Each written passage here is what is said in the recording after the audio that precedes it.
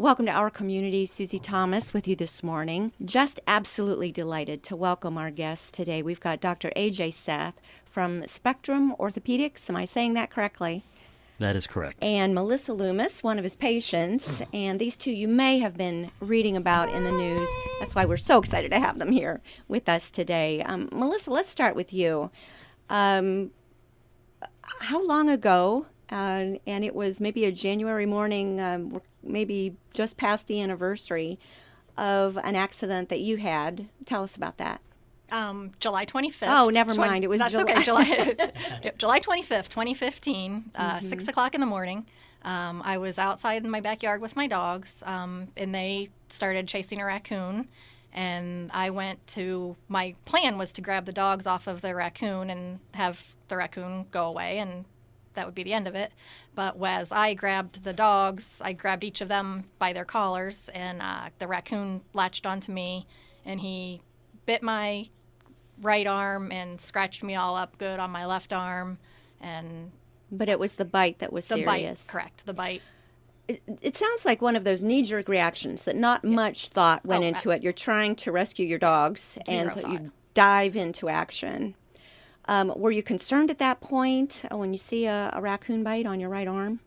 I was concerned, and, I thought, well, do I go get a rabies shot? What do I do?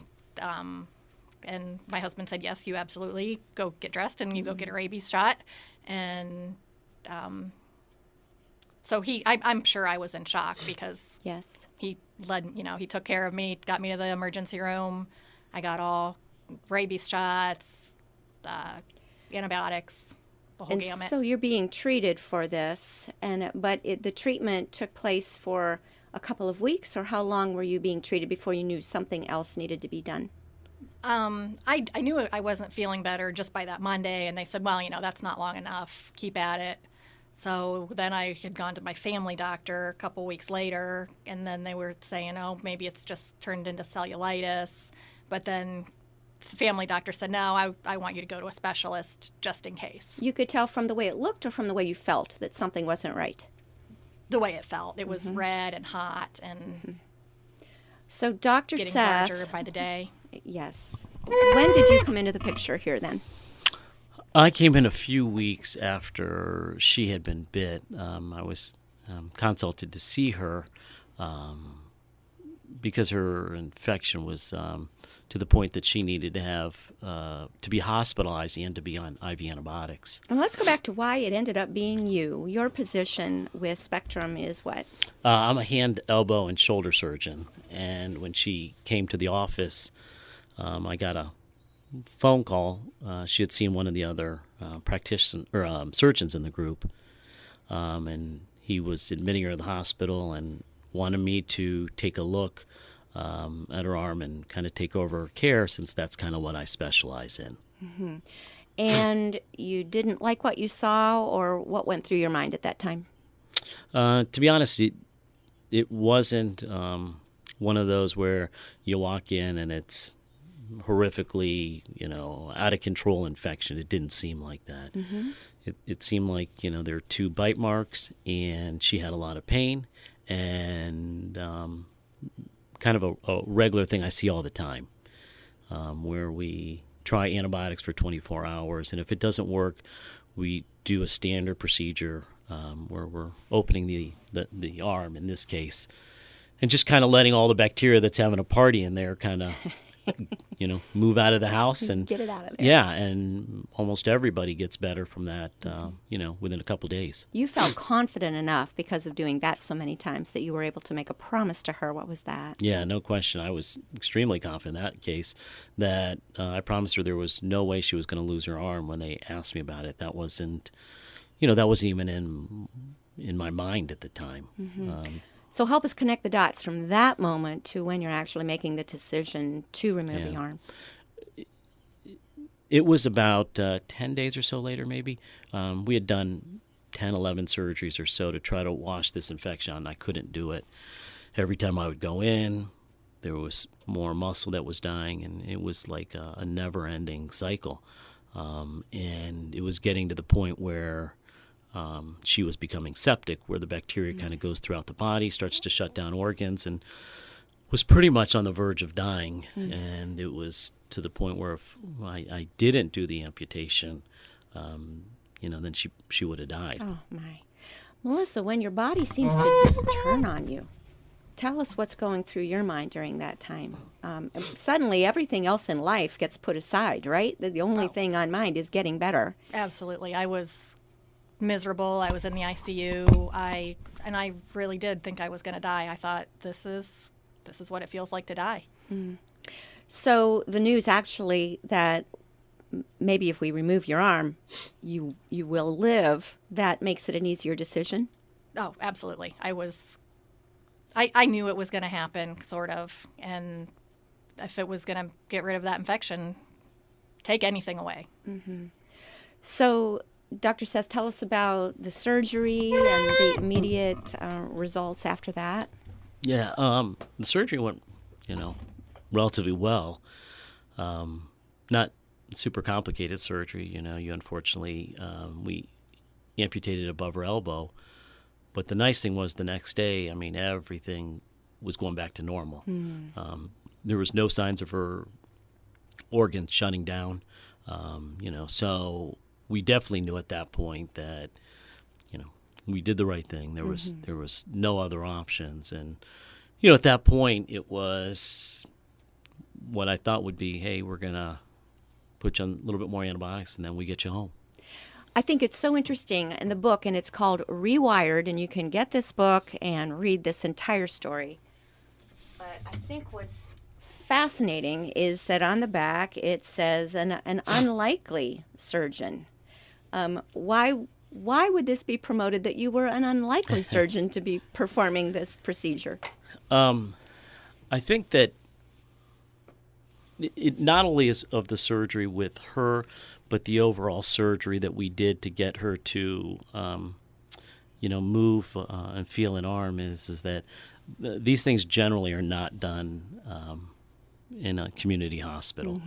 Most time everybody kind of, I'd heard, you do the surgery and then, to clean the infection, then you kind of ship them up to the, the bigger hospitals. And in our case, and it's kind of a big part of the book, is the bond that we make and, the promises I make. And, Yes.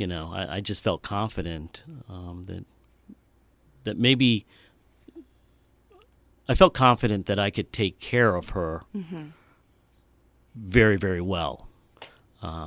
There are so many surgeons, I tell people out there, and we've got phenomenal ones in this town that could do the same thing, I think. I just was given the opportunity for some reason.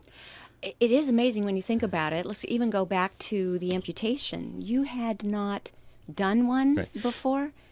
Yeah, people come in with trauma a lot, but most of the time when they come in, if they put their arm in an auger, it's pretty much already amputated.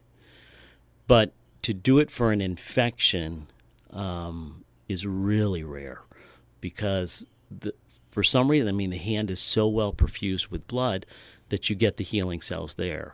So, we've amputated fingers before, but to amputate an entire arm or all the way above the elbow, that's something I hadn't done. And it's not the skill set when I say I hadn't done it, it's the combination of emotional and the surgery, because you are making a decision as a human to alter somebody's life forever. Yes.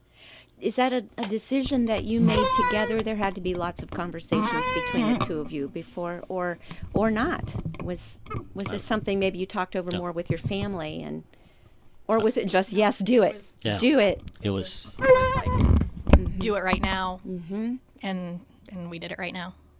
Did you know at the time that this was his first amputation of an arm? No, not at all. Okay, that's not something you want to tell a patient until after everything goes great. So tell me a little bit about the adjustment period then, Melissa. There had to be a bit of one. Oh, yeah, just, basic. You're learning to do everything, cook, clean, get dressed, take a bath, everything. I'm still learning little tricks of how to do things and I probably will be for the rest of my life. We don't know what we don't know. I'm guessing that there are all kinds of aids available, little devices available to help people who have one arm. Am I right? That you're finding things that you're The just... most amazing thing that I found is a friend of mine bought me a one-handed fingernail clipper. How cool. That is the coolest toy I have. That's amazing. But yeah, it's definitely, it's just, buy slip-on shoes, buy shirts with no buttons, just get used to the way things are. And you had mentioned that your husband's been amazing Yes, as far my as husband helping in the Neil kitchen. has done. We are a good kitchen team. He does the dishes. I do some of the cooking and call him when it's time to lift the things. And yeah. Teamwork. very much. Yes. So you're making the adjustment. Dr. Seth, everything seems to be... How was the relationship then post-surgery? Maybe you thought, okay, then maybe with the exception of checkups every once in a while, our paths won't be crossing that much. Was that the thought? Yes and no. Until the day that she asked me about the prosthetic. Because I'll be honest, that's not my area of specialty. What happens most time, and it's pretty common in medicine, unfortunately, where people have to have their legs amputated. Diabetes, there's peripheral vascular disease. As surgeons, we generally will amputate the leg, and then they're passed off to get the prosthetics and that. And I probably was thinking that too until she asked me about what type of prosthetic she wanted. And at that point, I was like, geez, I'm invested in this.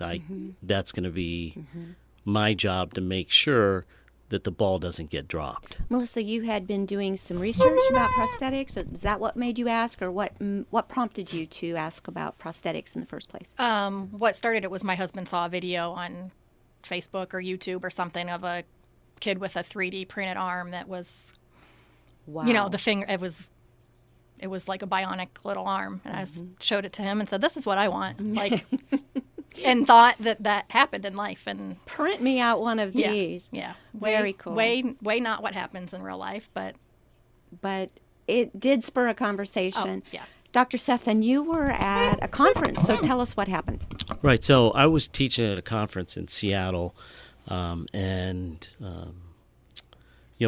these conferences, they have lectures, probably 30 to 40 that go on all day. So you can't obviously go to all of them, but you're going to kind of pick and choose. Well, after 2 days of teaching, I was just actually going to go explore Seattle and not go to any of the lectures because I'd done what I was supposed to be there for. And at about 8 o'clock, I woke up that morning and some reason looked at my phone to the syllabus, which is kind of the agenda of the day. And the first thing I saw was 8:30, advances in prosthetics and amputation. And at that time, I'd just done the amputation with Melissa. So I was like, I owe it to her, to go find out. And it was in a big ballroom, and really there wasn't probably more than 10, 20 people. It's just not a hot topic, with prosthetics.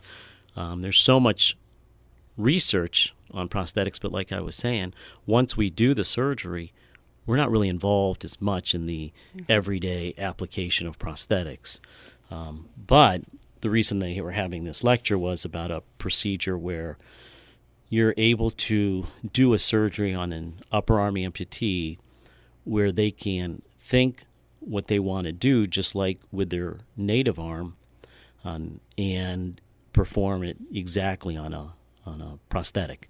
How on earth is that possible? Yeah. So you just think, okay, wiggle my finger, Right. and you're able to do it Right. on a prosthetic. Right. So if you think of a stereo system and you take a receiver and put it with a speaker going with speaker wires between the two, you get music. If you cut the speaker wire, there's no music coming through. But if you take that speaker wire, connect it to another speaker, music comes through. So that's what they did, and this was kind of started at Northwestern. And we did was we took the nerve that kind of closed the hand, and it goes to the forearm in all of us to close the hand. But what I did was I just moved it to her biceps. You have two muscles in the bicep. So now one of the biceps, her brain says close her hand. That bicep will fire. We pick it up and the hand will close. It's remarkable. We're speaking with Dr. A.J. Seth and Melissa Loomis, learning all about some really groundbreaking medical stuff here. We'll be back after these words. You're listening to Our Community.